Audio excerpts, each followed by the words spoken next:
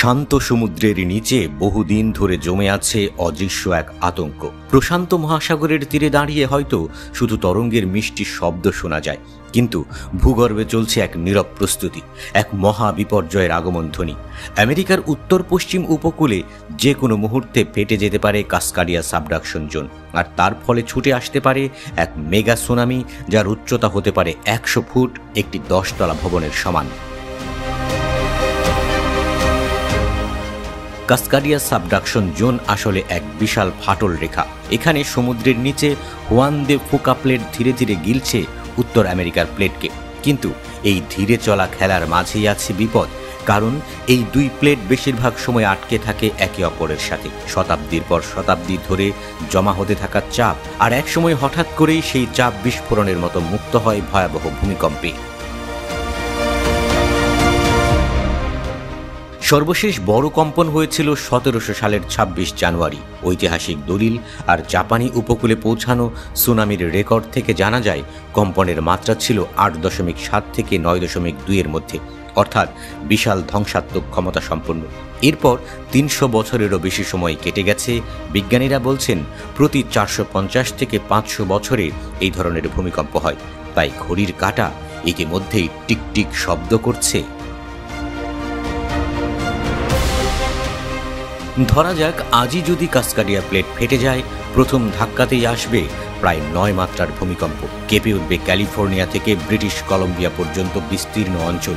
মিনিটের পর মিনিট কাঁপতে থাকবে শহর, গ্রাম, রাস্তা আর সেতু। তার কয়েক মিনিট পরেই প্রশান্ত মহাসাগরের বুক থেকে উঠে আসবে দানবীয় সুনামি। 100 ফুট উঁচু ঢেউ গড়িয়ে পড়বে সিয়াটল, পোর্টল্যান্ড আর উরেগনার উপকূলে। মার্কিন জরুরি ব্যবস্থাপনা সংস্থার এক মহড়া অনুযায়ী শুধু ভূমিকম্পেই মারা যেতে পারে প্রায় 6000 মানুষ। সুনামির ধাক্কায় প্রাণহানি আরও বেড়ে দাঁড়াতে পারে অন্তত 14,000-এ। আহত হতে পারে 1 লাখ মানুষ, আর ক্ষতিগ্রস্ত হবে কয়েক লাখ ভবন, স্কুল, হাসপাতাল ও জরুরি সেবা কেন্দ্র। অর্থনৈতিক ক্ষতি হতে পারে $134 বিলিয়ন বেশি।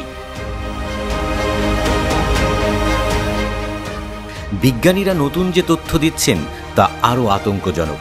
তারা বলছেন শুধু ভূমিকম্প আর সুনামি নয়, উপকূলের ভূমি হঠাৎ 2 থেকে 2.5 মিটার পর্যন্ত নেমে যেতে পারে। জলবায়ু পরিবর্তনে প্রতি বছর সাগরের পানি বাড়ছে মিলিমিটারে, তাতেই আতঙ্কের শেষ নেই। অথচ কাস্কাডিয়া ফেটে গেলে কয়েক মিনিটেই 2 মিটার পানি বেড়ে যাওয়ার মতো অবস্থা তৈরি হবে। এর ফলে বন্যাপ্রবণ এলাকা বেড়ে যাবে শত শত কিলোমিটার। রাস্তা, বিমানবন্দর, বিদ্যুৎ কেন্দ্র, পানি শোধনাগার সবকিছু ডুবে যেতে পারে পানির নিচে। কৃষি জমিতে লবণাক্ত পানি ঢুকে ফসলি জমি হয়ে যাবে অনুর্বর।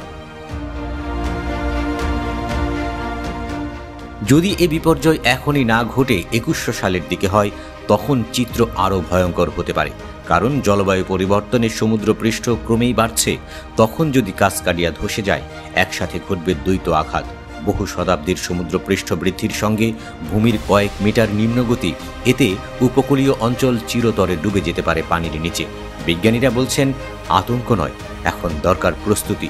নতুন গবেষণার তথ্যগুলো দ্রুত বন্যা ও সুনামি মানচিত্রে সংযুক্ত করতে হবে। যেসব গুরুত্বপূর্ণ অবকাঠামো ভবিষ্যতের বন্যাপ্রবণ অঞ্চলে পড়বে, সেগুলো হয় সরাতে হবে, নয়তো নতুনভাবে নির্মাণ করতে হবে।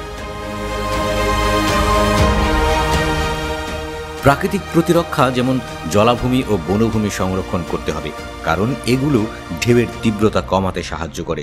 জনগণের মধ্যে সচেতনতা বাড়াতে হবে, যাতে মানুষ জানে বিপদ এলে কোথায় আশ্রয় নিতে হবে।